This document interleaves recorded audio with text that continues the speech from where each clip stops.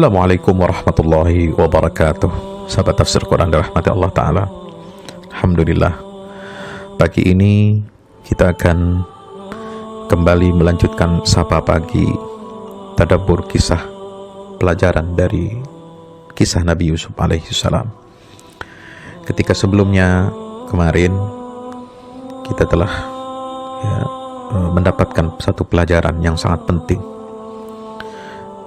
dari seorang pemuda yang berpegang teguh kepada akidahnya, berpegang teguh kepada kesucian dirinya, yang berpegang teguh kepada nilai-nilai tauhid yang mengantarkannya menjadi orang yang mulia, yang dididik oleh ayahnya yang mulia, dan mendapatkan pelajaran yang sangat luar biasa dari perjalanan puluhan tahun sejak terpisah dari keluarga hingga masuk ke dalam sumur, sehingga tinggal di istana, lalu mendekam di dalam penjara, dan saatnya dibebaskan dari penjara yang zalim itu. Maka ketika Yusuf mengatakan, "Dzalika liya'lama anni lam akhunhu bil ghaib wa anna Allah la yahdi kaidal kha'inin," agar Al-Aziz, pembesar Mesir itu mengetahui, itu majikannya, bahwa sungguh aku tidak berkhianat kepadanya di belakangnya, bahwa Allah tidak meridai tipu daya orang-orang yang berkhianat. Maka kesaksian Zulaikha yang mengakui semua kesalahan dan kebohongannya menjadi bukti kesucian dan kebenaran Yusuf. Ia bebas dari segala dosa, noda dan kesalahan. Ia suci dari segala aib dan celah. Si pelayan juga memberikan kesaksian yang mendukung Yusuf. Ia ceritakan bagaimana kejujuran dan kebaikannya selama dia mengenal Yusuf di dalam penjara. Pelayan itu mengenal Yusuf sebagai pribadi yang sabar, bijak, dan rendah hati. Ia juga memiliki pengetahuan dan wawasan yang luas. Ia mampu mentakwil dan menafsirkan mimpi. Selain itu, Yusuf cakap mengelola berbagai urusan. Bahkan penolakan Yusuf atas keinginan raja untuk membebaskan dari penjara, dia tolak dengan santun. Ia hanya menghendaki kebenaran. Sekali lagi, dia hanya menghendaki kebenaran itu jelas, jernih, dan tegak. Ia ingin dibebaskan dari penjara karena memang tidak bersalah.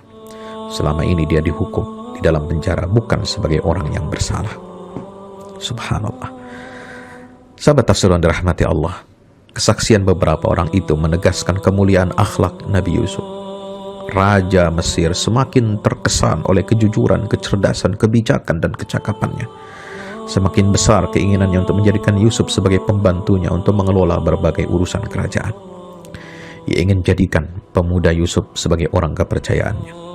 Ia ingin mengangkatnya sebagai pemimpin para pembantunya yang lain. Kemudian raja mengajaknya berbincang-bincang lebih lama dan akrab. Perbincangan itu semakin menguatkan tekad raja untuk menarik Yusuf ke dalam lingkaran pemerintahannya. Ia melihat Yusuf sebagai pemuda bijak yang cerdas, brilian, dan tertunjuki. Semua kabar dan gambaran orang-orang tentang dirinya benar-benar sesuai dengan kenyataan.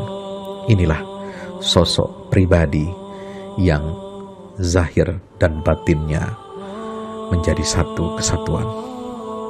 Raja berkata, "Wahai Yusuf, kemuliaan akhlak yang menghiasi dirimu, kejujuran dan kebaikan yang selalu kau pelihara telah mengangkat harkat dan derajatmu di mataku. Kehormatan, kesucian, dan kekukuhan dirimu benar-benar menawan hatiku. Kecerdasan dan pengetahuanmu yang luas telah mempesona banyak orang, termasuk aku.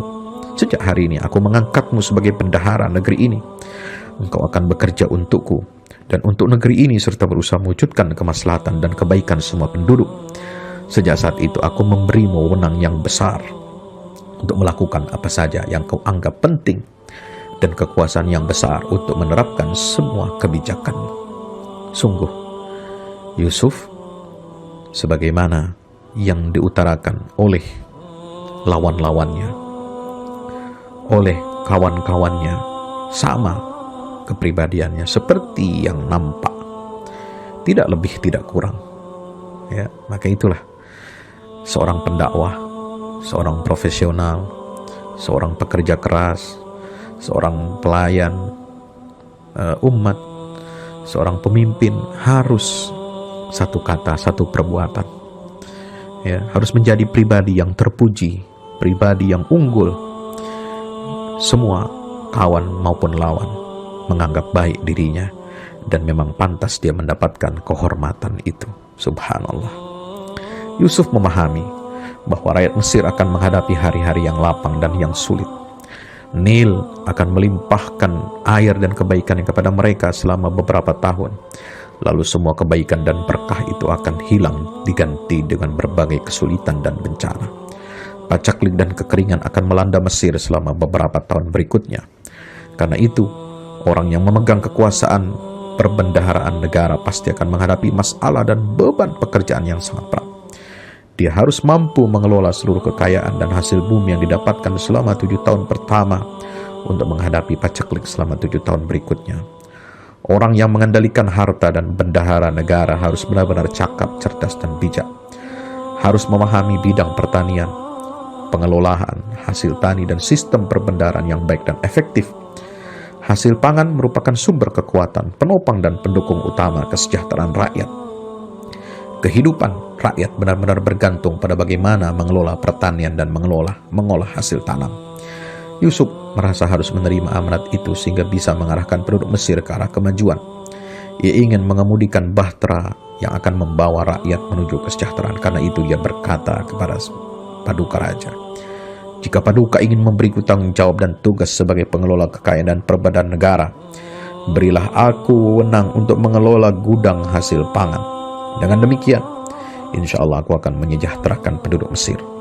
Penduduk negeri ini akan bekerja dengan baik dan teratur sehingga mereka bisa menjalani kehidupan yang baik pada masa makmur maupun masa pacaklik." Allahu Akbar. Begitulah ya, takdir Allah berkehendak mengangkat derajat Yusuf dan memberinya kekuasaan di muka bumi. Ia bekerja dengan tekun siang malam sebagai menteri ekonomi dengan wewenang yang luas. Ia menjaga sikapnya sebagai pemimpin seraya menunaikan kewajibannya dengan baik dan amanah. Inni hafizun alim. Qala ja'alni ala khazainil ardi inni hafizun alim.